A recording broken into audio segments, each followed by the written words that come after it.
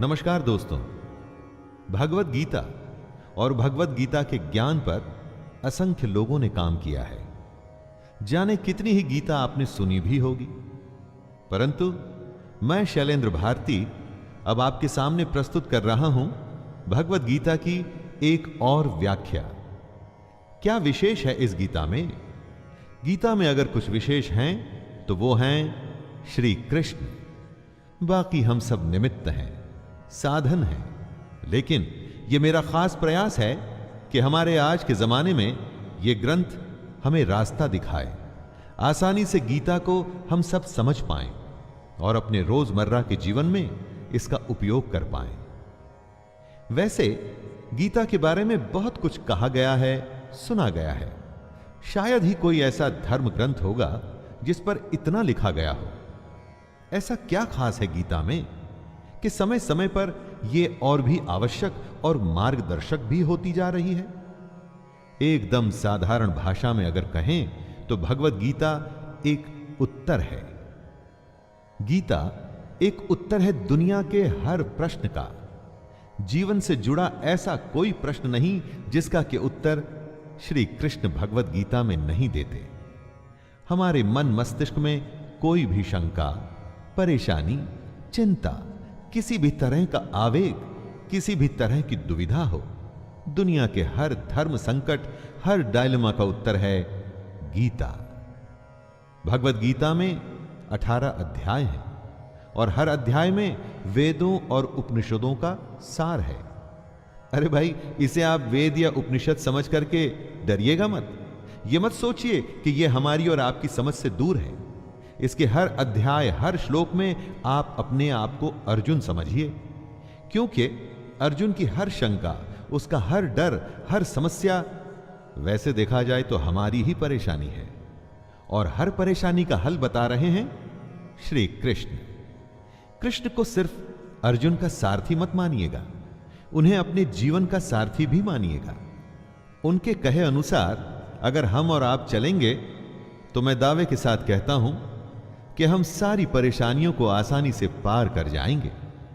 ज्ञान या धर्म या ग्रंथ की बड़ी बड़ी बातें मेरे साथ नहीं होगी दोस्तों। यहां पर जीवन की प्रैक्टिकल सच्चाइयों और प्रैक्टिकल प्रॉब्लम्स की बात की जाएगी। तो आइए, मैं शैलेंद्र भारती आपको ले चलता हूं भगवत गीता के 18 अध्यायों के सफर पर।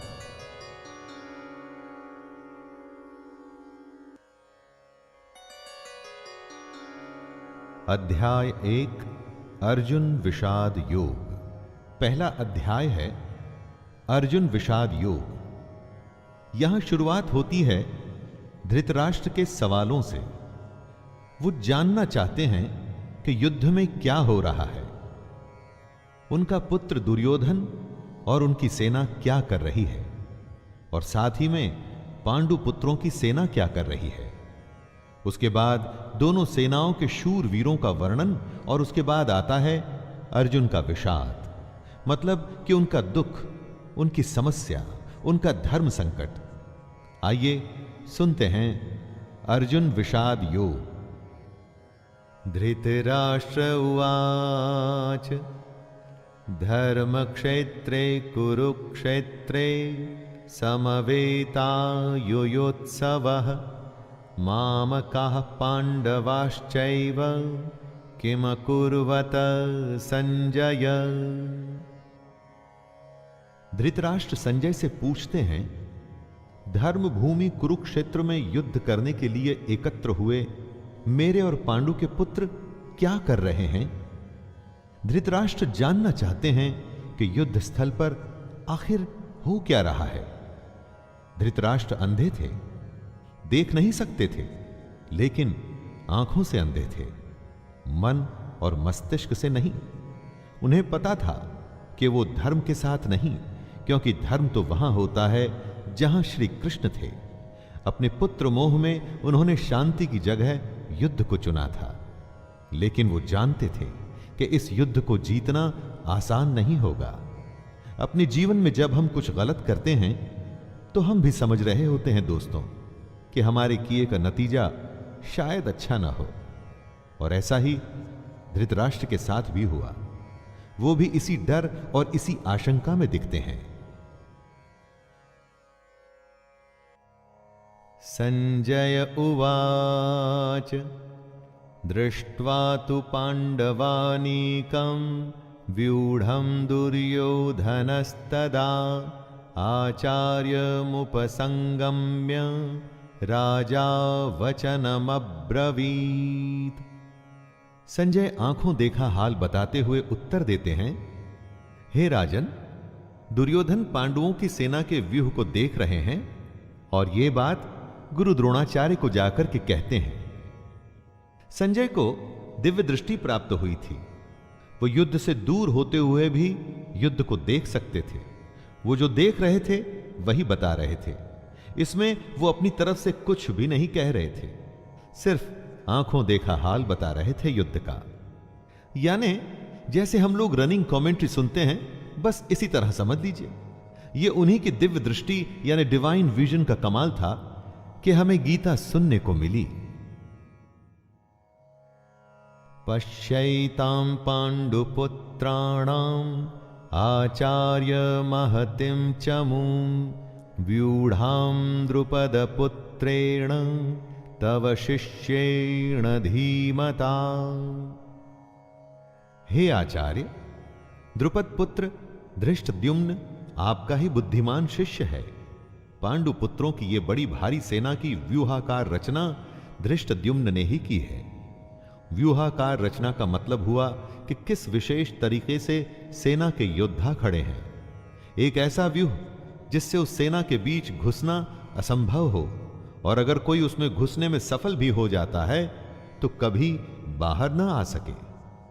दोस्तों, जब शत्रु या समस्या को हम देखते हैं तो वो हमें बहुत बड़ी और विकराल दिखाई देती है, और मन में यह डर भी रहता है कि कुछ कर गुजर के अगर हम इसमें घुस भी गए तो क्या होगा, क्या हम बाहर आ पाएंगे, क्या हम जीत पाएंगे। ऐसी ही सोच से दुर्योधन भी गुजर रहा है। अत्र शूरा महेश्वासा भीमार्जुन समायुधे युयुधानो विराटश्च द्रुपदश्च महारथः धृष्टकेतुश्चेकितानः काशीराजश्च वीर्यवान् पुरुजितकुन्तिभोजश्च शैब्यश्च नरपुङ्गवः युधामन्युश्च विक्रान्त उत्तमौजाश्च वीर्यवान् सौभद्रो द्रौपदेयाश्च सर्व एव महारथाः। इन 3 श्लोक में दुर्योधन पांडु पुत्रों की सेना के महान योद्धाओं का नाम ले रहा है। जब भी युद्ध होता है तो आप अपने सामने खड़ी सेना, उस सेना के योद्धाओं को जांचते और परखते हैं। वैसे ही दुर्योधन भी कर रहा है।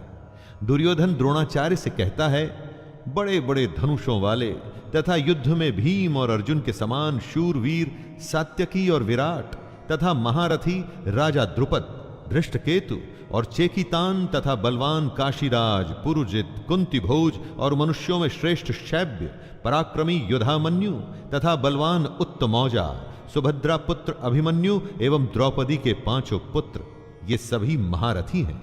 इससे हमें यह पता चलता है कि चाहे शत्रु हो या शत्रु की जैसी समस्या, उसके बारे में सब कुछ जानना चाहिए।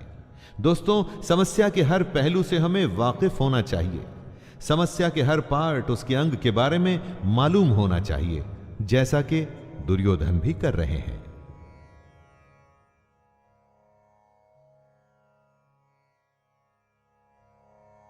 अस्माकं तु विशिष्टा ये तान्निबोध द्विजोत्तमं नायका मम सैन्यस्य संज्ञार्थं तान् ब्रवीमि ते। दुर्योधन आगे कहता है, हे ब्राह्मण श्रेष्ठ, पांडवों की सेना के योद्धाओं को तो आपने देख लिया, अब अपने पक्ष में भी जो प्रधान हैं उनको भी तो आप समझ लीजिए। द्रोणाचार्य की जानकारी के लिए शत्रु की सेना के बाद दुर्योधन अपनी सेना के जो जो सेनापति हैं उनके बारे में बतलाता है। समस्या के बारे में सब कुछ जान लेने के बाद बारी आती है अपने पक्ष में सोचने की। ये जानना होता है दोस्तों कि आपके पास क्या क्या स्ट्रांग पॉइंट्स हैं, आप किन बातों में मजबूत हैं, जिससे आप उस समस्या पर विजय पा पाएंगे। जैसे आपने समस्या के हर पहलू के बारे में सोचा, उसी तरह से आपको स्वयं का भी आकलन कर लेना चाहिए।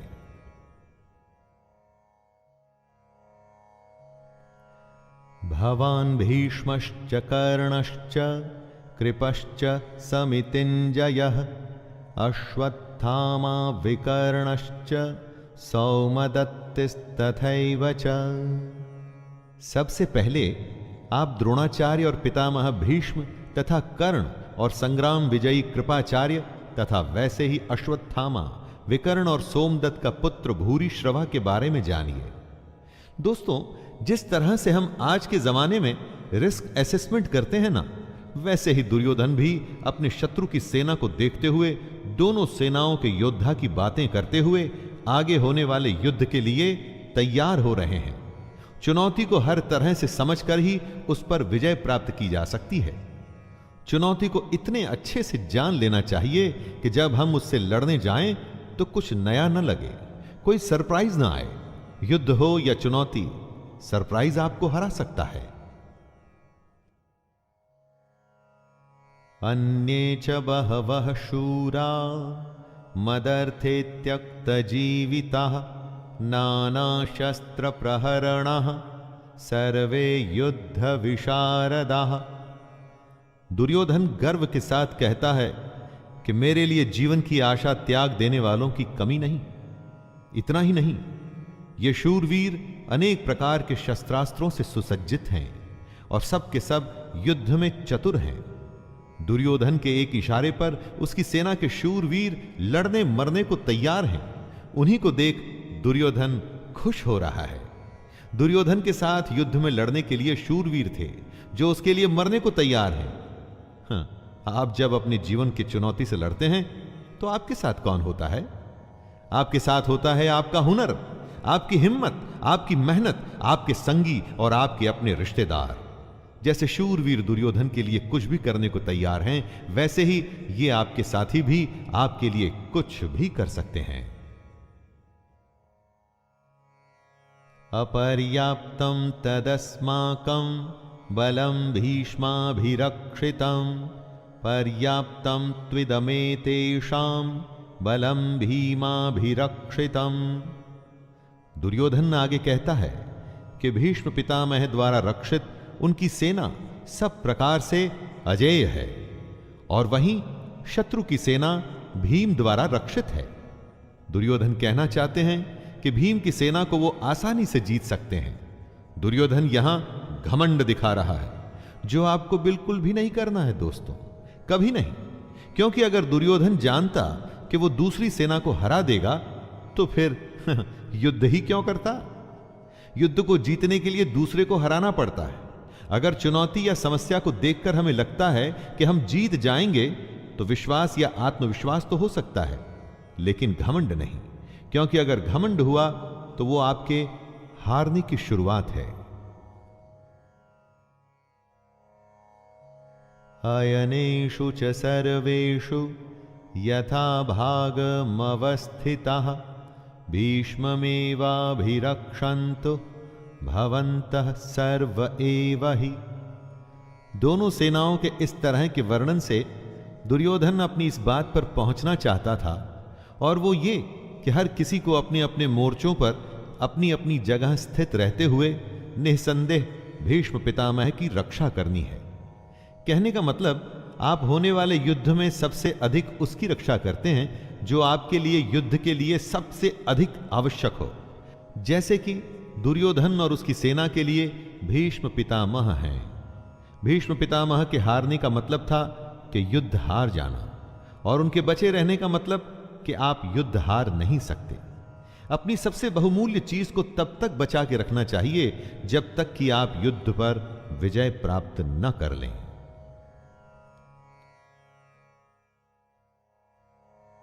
तस्य संजनयन हर्षं कुरु वृद्धः पितामहः सिंहनादं विनद्योच्चैः शंख दद्मो प्रतापवान।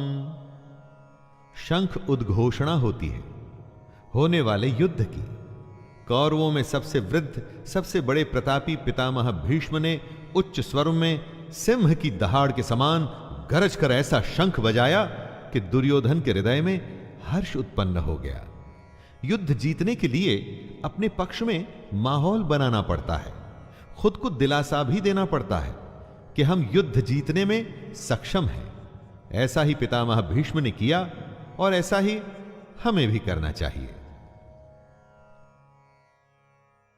ततः शंखाश्च भैर्यश्च पणवानकगो मुखाः सहसैवाभ्यहन्यन्त सशब्दस्तु मूलोऽभवत्। युद्ध भयंकर होते हैं और ये इतिहास में आज तक के सबसे भयंकर युद्ध का आरंभ था। भीष्म पितामह के शंख के पश्चात नगाड़े तथा ढोल, मृदंग और नरसिंघे आदि बाजे एक साथ ही बज उठे। इन बाजों का नाद संगीतमय नहीं, बहुत ही डरावना था। युद्ध मनोरंजक नहीं होते दोस्तों, इसलिए अगर युद्ध का फैसला ले लिया जाता है तो उसमें फिर जो भी स्वीकार हो कर लेना पड़ता है। हर युद्ध, हर चुनौती अपने किस्म के हालात लेके आती है। उन्हीं हालात के आधार पर ही हमें तैयारियां करनी पड़ती हैं।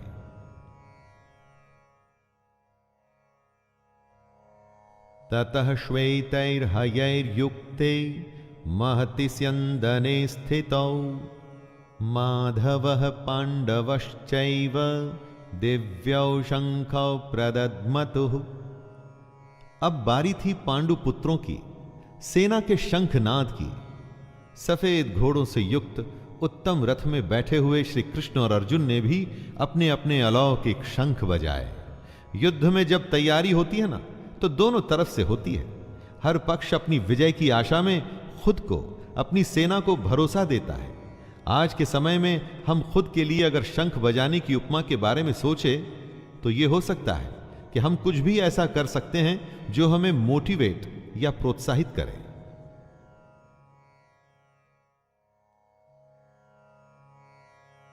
पांचजन्यम ऋषिकेशो देवदत्तं धनंजयः पौंड्रम दद्मौ महाशंख भीमकर्मावृकोदरः। श्री कृष्ण के शंख का नाम है पांचजन्य। अर्जुन के देवदत्त और भयानक कर्म वाले भयानक भीमसेन ने अपना पौंड्र नामक महाशंख बजाया। अपने जीवन में इसी तरह से हम भी अपने युद्ध, अपनी चुनौती में आगे बढ़ने के लिए अपनी मोटिवेशन चुन सकते हैं। कुछ लोगों के लिए संगीत ऐसा काम करता है, कुछ के लिए भगवान को याद करना, या कुछ के लिए माता पिता का आशीर्वाद। अपने शंख आप स्वयं चुनिए और युद्ध के लिए तैयार हो जाइए।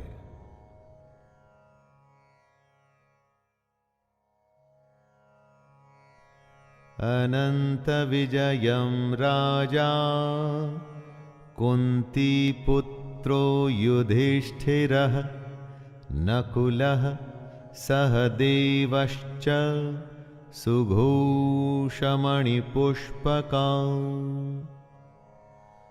पांडवों में सबसे बड़े भाई कुंती पुत्र राजा युधिष्ठिर ने अनंत विजय नाम का और नकुल तथा सहदेव ने सुघोष और मणिपुष्पक नाम के शंख बजाए।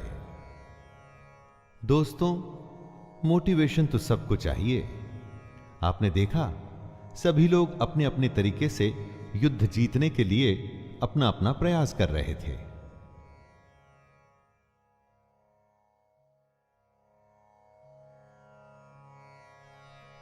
काश्यश्च परमेश्वासः शिखंडी च महारथः धृष्टद्युम्नो विराटश्च सात्यकिश्चापराजितः द्रुपदो द्रौपदेयाश्च सर्वशः पृथ्वीपते सौभद्रश्च महाबाहुः शंखान् दद्मुः पृथक् पृथक्। हर शंख की अलग ध्वनि, अपना एक अलग अस्तित्व, युद्ध का हर योद्धा अपनी उपस्थिति दर्ज कर रहा है। श्रेष्ठ धनुष वाले काशीराज और महारथी शिखंडी एवं दृष्टद्युम्न तथा राजा विराट और अजेय सात्यकी, राजा द्रुपद एवं द्रौपदी के 5 पुत्र और बड़ी भुजा वाले सुभद्रा पुत्र अभिमन्यु।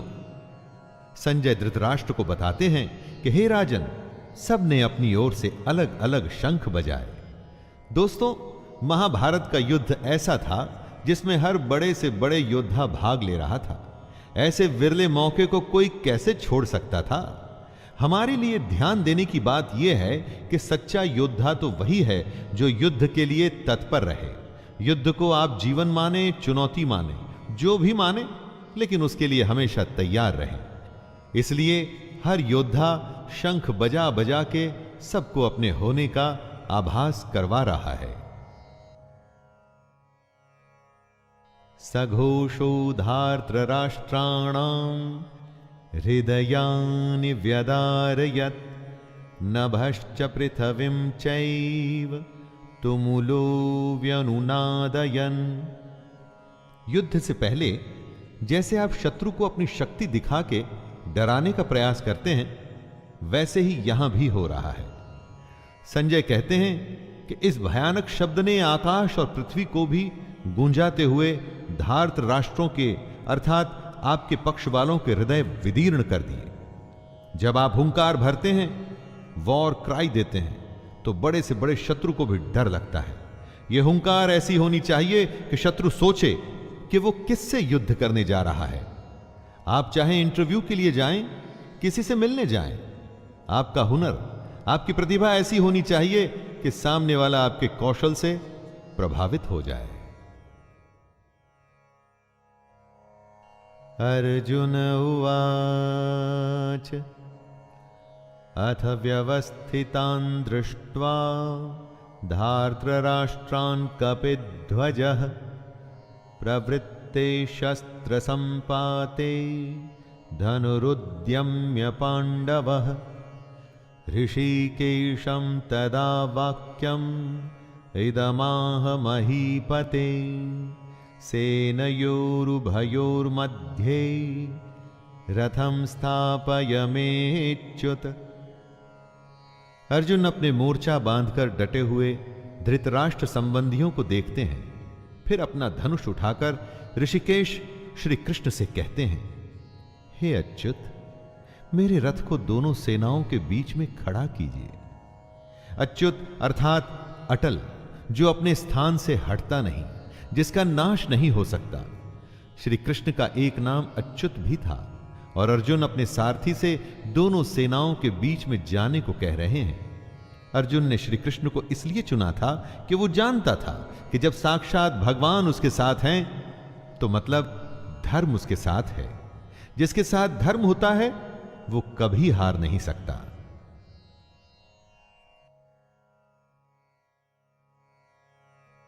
यावदेतान्निरीक्षेऽहं योद्धुकामानवस्थितान् कैर्मया सह योद्धव्यम् अस्मिन् रणसमुद्यमे। आज के जीवन का यह सबसे बड़ा ज्ञान है दोस्तों। युद्ध कोई भी हो सकता है, किसी भी प्रकार का, पर्सनल या बिजनेस से जुड़ा हुआ, लेकिन दोनों पक्षों के बीच में जाकर आप युद्ध की सही अवस्था के बारे में जान सकते हैं। अर्जुन श्री कृष्ण से कहते हैं कि हे कृष्ण, जब तक मैं युद्ध क्षेत्र में डटे हुए युद्ध के अभिलाषी इन विपक्षी योद्धाओं को भली प्रकार देख न लूं कि इस युद्ध रूपी व्यापार में मुझे किन किन के साथ युद्ध करना योग्य है, तब तक इस रथ को यहीं खड़ा रखिए।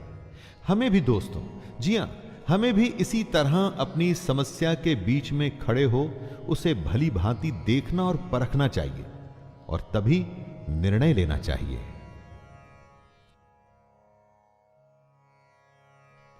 योत्स्यमानानवेक्षेऽहं य एतेऽत्र समागताः धार्तराष्ट्रस्य दुर्बुद्ध्यैर्युद्धे प्रियचिकीर्षवः। अर्जुन दुर्योधन को दुर्बुद्धि बता रहे हैं, क्योंकि दुर्योधन के हट के चलते हुए ही यह युद्ध हुआ। दुर्योधन का साथ देने जितने भी राजा आए हैं, उन्हें अर्जुन युद्ध स्थल के बीच में खड़े होकर के देखना चाहते हैं। दोस्तों, यह जरूरी नहीं कि आपका शत्रु सही हो सकता है उसने गलत तरीका अपना करके आपको युद्ध में उलझाना चाहा हो, जैसा कि महाभारत में भी हुआ। युद्ध तो करना ही पड़ता है, और वो तभी करना चाहिए जब आप अपने शत्रु को अच्छे से देख परख चुके हों, जान चुके हों। इसलिए अर्जुन कृष्ण से दोनों सेनाओं के बीच में रथ को ले जाने के लिए कहता है। संजय उवाच एवमुक्तो ऋषिकेशो गुडाकेशेन भारत सेनयोरुभयोर्मध्ये स्थापयित्वा रथोत्तमम् भीष्मद्रोणप्रमुखतः सर्वेषां च महीक्षिताम् उवाच पार्थ पश्यैतान् समवेतान् कुरुनिति। संजय अपना आंखों देखा हाल बताते हैं। हे धृतराष्ट्र, जैसा कि अर्जुन ने कहा था, श्री कृष्ण ने दोनों सेनाओं के बीच में भीष्म और द्रोणाचार्य के सामने तथा संपूर्ण राजाओं के सामने रथ को खड़ा करके इस प्रकार कहा, हे पार्थ, युद्ध के लिए जुटे हुए इन कौरवों को देख। पार्थ अर्जुन का ही नाम है दोस्तों, उस अर्जुन का नाम है जो शंका में बस घिरने ही वाला है। पार्थ हम सब भी हो सकते हैं, और अगर हम अपने आप को शंका में घिरा पाते हैं तो मदद करने के लिए कृष्ण भी दूर नहीं होते, और ना ही उनकी गीता दूर होती है। तत्रापश्यत् स्थितान् पार्थः पितॄनथ पितामहान् आचार्यान् मातुलान् भ्रातॄन् पुत्रान् पौत्रान् सखिंस्तथा। कुंती का एक नाम पृथा भी था। पृथा पुत्र अर्थात कुंती पुत्र। पार्थ दोनों ही सेनाओं के मध्य में उपस्थित ताऊ, चाचा, दादा, परदादा, गुरु, मामा, भाइयों, पुत्रों, पोतों को देख रहे हैं। महाभारत को इसीलिए तो धर्म युद्ध कहा गया है, ऐसा युद्ध जो धर्म के लिए किया गया था। और इस युद्ध का एक बड़ा परिवार दो हिस्सों में बंट गया था। आधे सगे संबंधी एक तरफ और आधे दूसरी तरफ। हर किसी को फैसला करना था कि वो युद्ध में किसका साथ देना चाहता है, दुर्योधन का या अर्जुन का।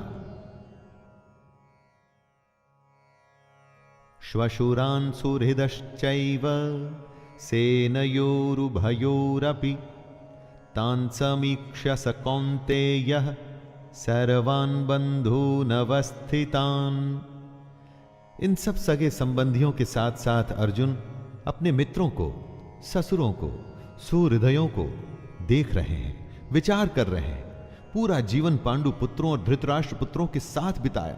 सारे सगे, सारे संबंधी एक ही तो हैं, दोनों पक्ष में अपने ही तो लोग हैं, किंतु अब अपनों के ही दो पक्ष बन गए हैं।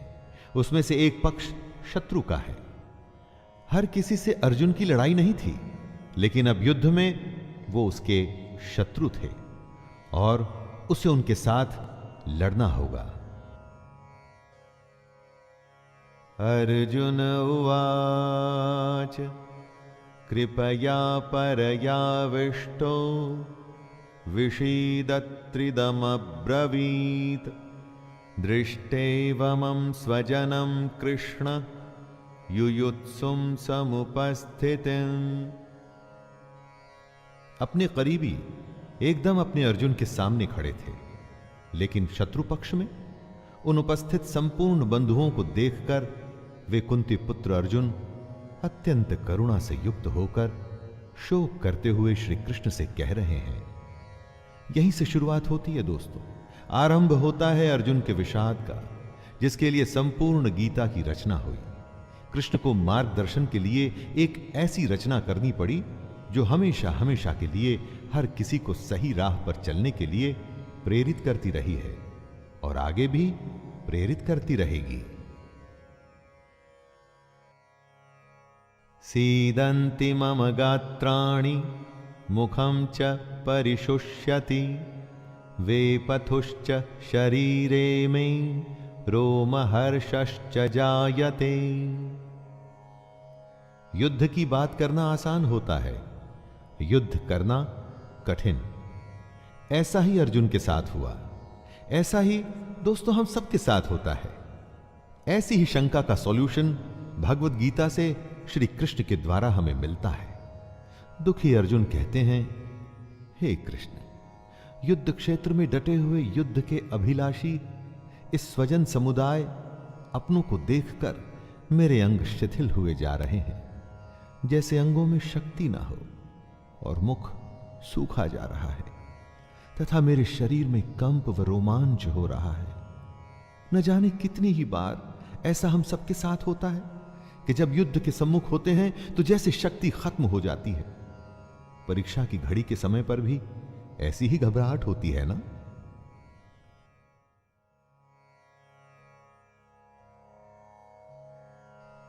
गांडीवं स्रंसते हस्तात्वक्चैव परिद्यह्यते न च शक्नोम्यवस्थातुं भ्रमतीव च मे मनः। अर्जुन अपने दुख को बता रहे हैं। उनका दुख दोस्तों हमारी दुविधाओं से अलग नहीं है। चाहे हम परीक्षा दे रहे हों, चाहे बिजनेस करने जा रहे हों, चाहे कोई बड़ा मैच खेलने जा रहे हों, कितने ही ऐसे मौके आते हैं जब हम स्वयं को अर्जुन की अवस्था में पाते हैं। लगता है जैसे कि हम युद्ध के लायक ही नहीं, युद्ध हम कर ही नहीं पाएंगे। अर्जुन के हाथ से उनका गांडीव धनुष गिर रहा है और त्वचा भी बहुत जल रही है तथा उनका मन भ्रमित सा हो रहा है, इसलिए वो खड़े रहने में भी समर्थ नहीं है।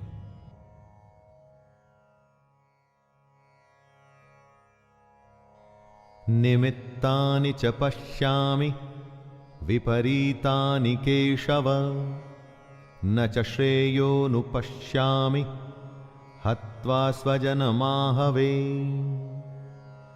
विश्व का सबसे बड़ा योद्धा अर्जुन हताश है। युद्ध से पहले अगर आप खुद को कांपता हुआ पाते हैं, देखते हैं कि डर से आपका मुंह सूख रहा है, तो आपको निश्चित ही लगता है कि आप हारने वाले हैं। दुनिया खत्म सी होती दिखती है, चारों तरफ अंधकार सा महसूस होता है। ऐसे ही समय में हमें एक मार्गदर्शक की जरूरत होती है। इसीलिए अर्जुन कहते हैं, हे केशव, मैं लक्षणों को भी विपरीत ही देख रहा हूं तथा युद्ध में स्वजन समुदाय को मारकर कल्याण भी नहीं दिखता। यानी अपनों की जान लेके मुझे क्या फायदा होगा।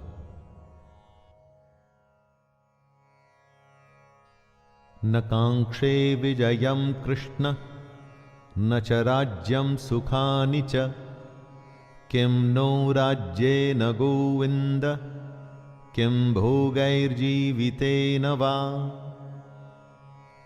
अर्जुन बात को स्पष्ट रखते हैं, डर में सब व्यर्थ लगता है। अर्जुन कहते हैं, हे कृष्ण, मैं न तो विजय चाहता हूं और न राज्य, और ना ही मैं सुखों को चाहता हूं। हे गोविंद, हमें ऐसे राज्य से क्या प्रयोजन है अथवा ऐसे भोगों से और जीवन से भी क्या लाभ है। इस विषाद में, शंका में, डर या घबराहट में अर्जुन सब कुछ छोड़ने को, त्याग देने को तैयार हैं। धन दुनिया उन्हें कुछ भी नहीं चाहिए। वो ऐसे भयभीत और डर गए हैं कि दुनिया की हर खुशी को छोड़कर इस समय बस इस युद्ध से बचना चाहते हैं। इन्हीं लक्षणों को हमें भी पहचानना है ताकि ऐसी अवस्था में हम भी वो करें जो कृष्ण बताएंगे। येषामर्थे कांक्षितम् नो राज्यं भोगाः सुखानि च त इमेव स्थिता युद्धे प्राणांस्त्यक्त्वा धनानि च। अर्जुन कहते हैं, हमें जिनके लिए राज्य, भोग और सुखादि अभिष्ट हैं, वे ही ये सब धन और जीवन की आशा को त्याग कर युद्ध में खड़े हैं। सोचिए, जीवन का हर युद्ध, हर काम हम अपनों के लिए करते हैं। हमारा सारा काम, सारे फायदे, सारी सुख शांति, भाग दौड़ सिर्फ और सिर्फ अपनों के लिए होती है, और यहां पर हमें अपनों को ही मारना पड़ रहा है। इससे बड़ी क्या दुविधा होगी। अब वही अपने आप को मारने के लिए खड़े हैं और आपको भी उन्हें मारना पड़ेगा।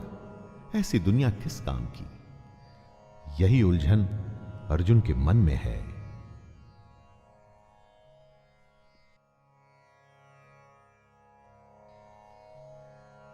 आचार्यः पितरः पुत्रास् तथैव च पितामहः मातुलः श्वशुरः पौत्रः श्यालः संबंधिनस्तथा।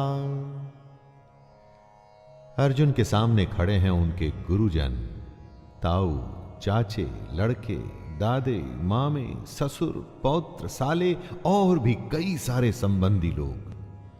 अर्जुन अपने हर संबंधी को करीब से पहचान रहे हैं और पहचान के उन्हें बता भी रहे हैं।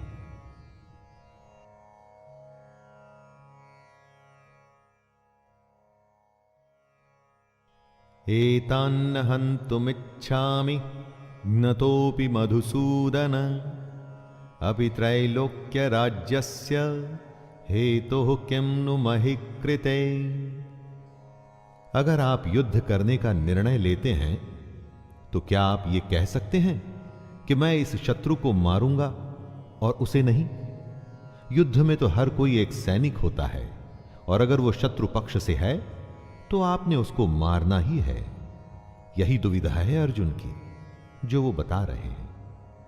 हे मधुसूदन, मेरे मारने पर अथवा तीनों लोकों के राज्य के लिए भी मैं इन सबको मारना नहीं चाहता, फिर पृथ्वी के लिए तो कहना ही क्या है। देखा दोस्तों, 3 लोकों का राज्य भी अर्जुन को नहीं चाहिए। अगर उसके लिए उसे अपनों का वध करना पड़ता है तो उसे वो नहीं चाहिए। दोस्तों, जीवन में कई बार ऐसी घड़ी आती है जब हमको जो सबसे प्रिय है ना, उसका त्याग करना पड़ता है, क्योंकि हमें अपने ध्येय की ओर बढ़ना पड़ता है, और अगर हम ऐसा करते हैं तभी हमें ध्येय की प्राप्ति होती है। तब क्या अपनी सबसे प्यारी चीज को हम छोड़ सकते हैं?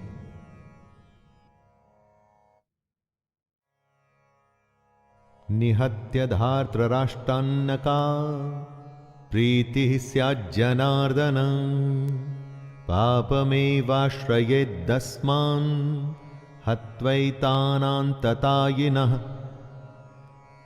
अर्जुन आगे कहते हैं, हे जनार्दन, धृतराष्ट्र के पुत्रों को मारकर हमें क्या प्रसन्नता होगी? इन आतताइयों को मारकर हमें तो पाप ही लगेगा ना। शत्रु पक्ष में चाहे आतताई बुरे लोग ही क्यों न हो, लेकिन हैं तो अपने। अपनों को मारकर अपनों को दुख देके केवल पाप ही मिल सकता है, पुण्य तो नहीं।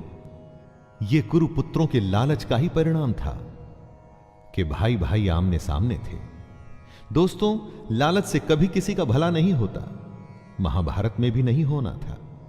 एक पक्ष को जीतना था तो दूसरे पक्ष को मारना था। तस्मान्नार्हा वयं हन्तुं धार्तराष्ट्रान् स्वबान्धवान् स्वजनं हि कथं हत्वा सुखिनः स्याम माधव।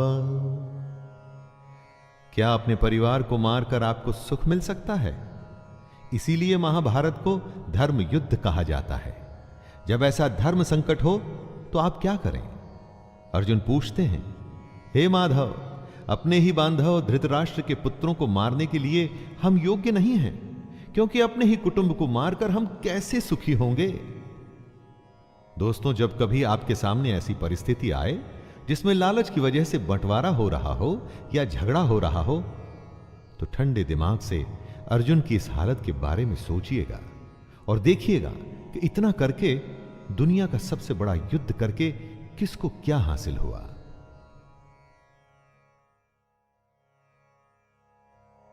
यद्यप्येते न पश्यन्ति लोभोपहत चेतसः कुलक्षय कृतं दोषं मित्रद्रोहे च पातकं कथं न ज्ञेयमस्माभिः पापादस्मान्निवर्तितुं कुलक्षय कृतं दोषम प्रपश्यद्भिर्जनार्दन।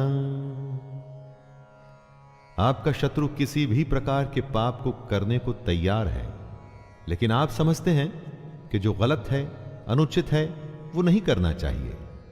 इन दो श्लोक में अर्जुन ने इसी दुविधा को बताया है। यद्यपि लोभ से भ्रष्ट चित्त हुए ये लोग कुल के नाश से उत्पन्न दोष को और मित्रों से विरोध करने में पाप को नहीं देखते, तो भी हे जनार्दन, कुल के नाश से उत्पन्न दोष को जानने वाले हम लोगों को इस पाप से हटने के लिए क्यों नहीं विचार करना चाहिए? दुश्मन गलत कर रहा है, वो ये नहीं समझता, लेकिन आप तो समझते हैं। तो समझदार होने के नाते क्या आपको युद्ध से हटने के लिए नहीं सोचना चाहिए? लेकिन अगर युद्ध से हट गए तो उसे आपकी हार मानी जाएगी। क्या उसके लिए आप तैयार होंगे दोस्तों?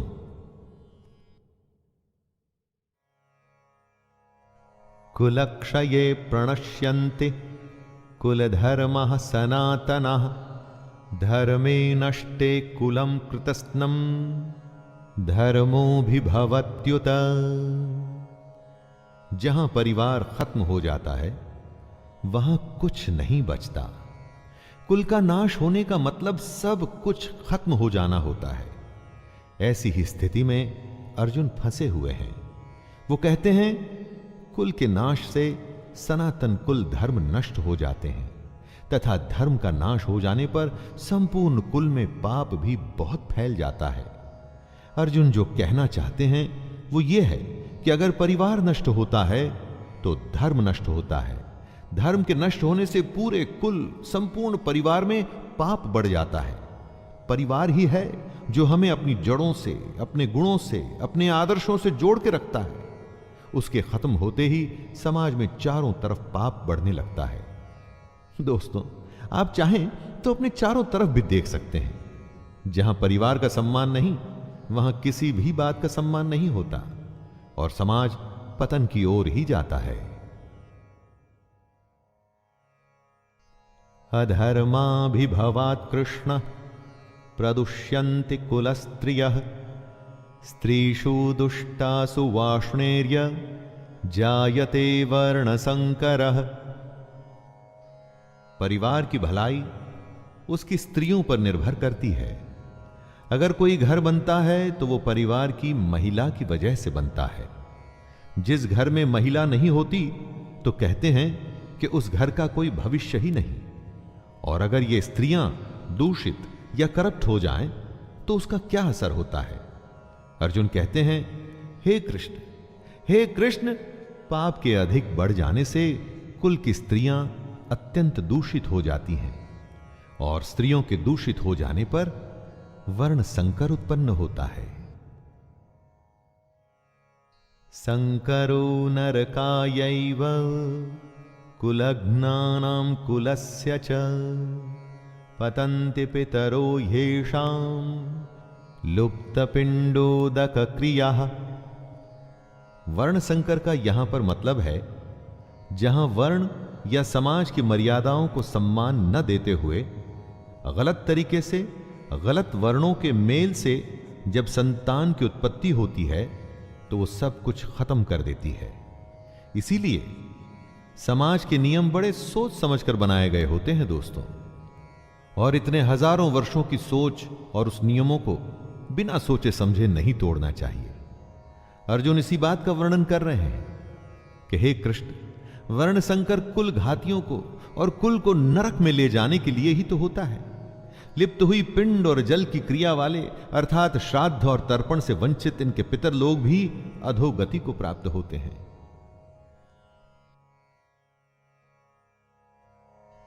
दोषैरेते कुलघ्नानां वर्ण संकर कारकैः उत्साद्यन्ते जाति धर्मः कुल धर्माश्च शाश्वतः।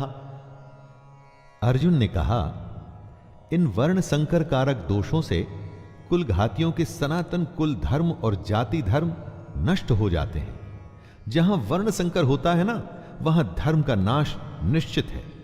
वर्ण संकर की वजह से, जैसा कि अर्जुन ने बताया, कुल के धर्म का नाश होता है, और जाति के धर्म का भी नाश हो जाता है। जब कोई अपने धर्म का पालन नहीं करेगा, अपने कर्तव्य का निर्वाह नहीं करेगा और समाज मनमानी करके अगर कोई नियम नहीं मानेगा, तो फिर समाज कैसे रह जाएगा? समाज तो नाम ही कायदे और कानून का है, जहां सब सम्मान से बिना किसी डर के एक साथ रह सके। उत्सन्न कुल धर्माणाम मनुष्याणाम जनार्दन नरके नियतम वासो भवतीत्यनुशुश्रुम। हे जनार्दन, जिनका कुल धर्म नष्ट हो गया है, ऐसे मनुष्यों का अनिश्चित काल तक नरक में वास होता है, ऐसा हम सुनते आए हैं। महाभारत के समय कुल की मान्यता इतनी थी दोस्तों कि अगर किसी के कुल का नाश हो जाता था तो माना जाता था कि अब यह हमेशा के लिए नरक में ही रहेगा। इसीलिए कुल की रक्षा करना, उसके सम्मान को बचाना, उसका नाम करना इतनी बड़ी बात मानी जाती थी।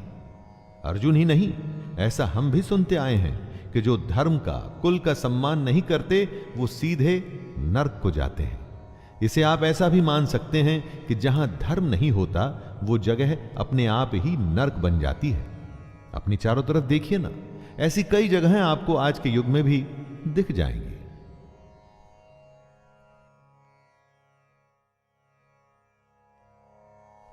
अहो बत महत् पापम कर्तुम व्यवस्थिता वयम यद्राज्य सुख लोभेन हंतुम स्वजनमुद्यतः। अर्जुन आगे स्वयं को दोष दे रहे हैं। शोक, हम लोग बुद्धिमान होकर भी महान पाप करने को तैयार हो गए हैं, जो राज्य और सुख के लोभ से स्वजनों को मारने के लिए उद्यत हो गए हैं। दोस्तों, दुर्योधन जैसा भी है, उसने जो भी निर्णय लिया, लेकिन अर्जुन और उसकी सेना तो समझदार है, तो क्या ऐसा उनके लिए ठीक है? बेवकूफ का पाप शायद माफ भी हो जाए, लेकिन बुद्धिमान से बहुत कुछ की उम्मीद की जाती है। तो क्या समझदार अगर युद्ध के लिए तैयार हो जाता है तो उसकी गलती की माफी मिलेगी? अर्जुन को लगता है कि नहीं मिलेगी।